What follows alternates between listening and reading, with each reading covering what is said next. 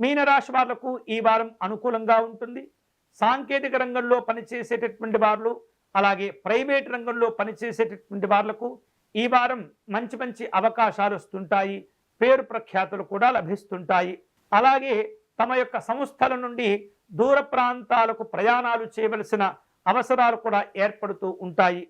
ప్రభుత్వ రంగంలో పనిచేసేటటువంటి వాళ్లకు, ప్రైవేట్ రంగంలో పనిచేస్తున్నటువంటి వారికి కూడా పదోన్నతులు లభించేటటువంటి సూచనలు ఉన్నాయి.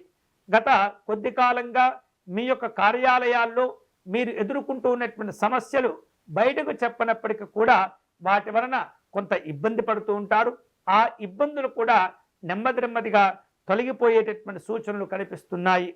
వ్యాపారస్తులు ఈ వారం ఊహించినటువంటి రీతిలో మంచి అభివృద్ధిని సాధించుకుంటారు. అయితే పెట్టుబడుల విషయంలో మాత్రం ఏమాత్రం తొందరపడకూడదు. అనవసరమైనటువంటి ఆలోచనలు కూడా చేయకూడదు.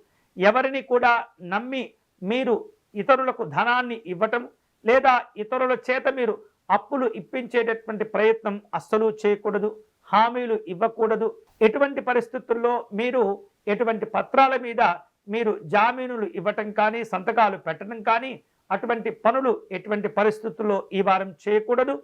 సాధ్యమైనంత వరకు కూడా మీరు వాటికి దూరంగా ఉండాలి.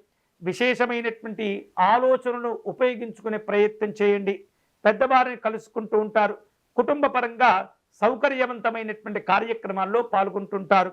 అలాగే ఎవరైతే కుటుంబంలో కొన్ని రకాల అనారోగ్యాలతో బాధపడుతూ ఉంటారో వారికి వైద్య సహాయాన్ని అందించేటటువంటి ప్రయత్నం చేయండి. సామాజిక గౌరవాలు కలిసి వస్తాయి. రాజకీయపరమైనటువంటి కార్యక్రమాల్లో పాల్గొంటారు. సామూహికమైనటువంటి ఆధ్యాత్మిక కార్యక్రమాల్లో పాల్గొనే సూచనలు కనిపిస్తున్నాయి.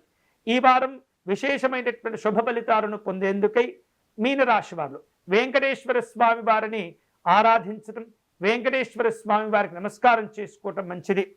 వీలైతే కనుక సుప్రభాత సేవలో పాల్గొనటం లేదా స్వామివారికి తులసి అర్చన నిర్వహించటం అనేది చాలా మంచిది.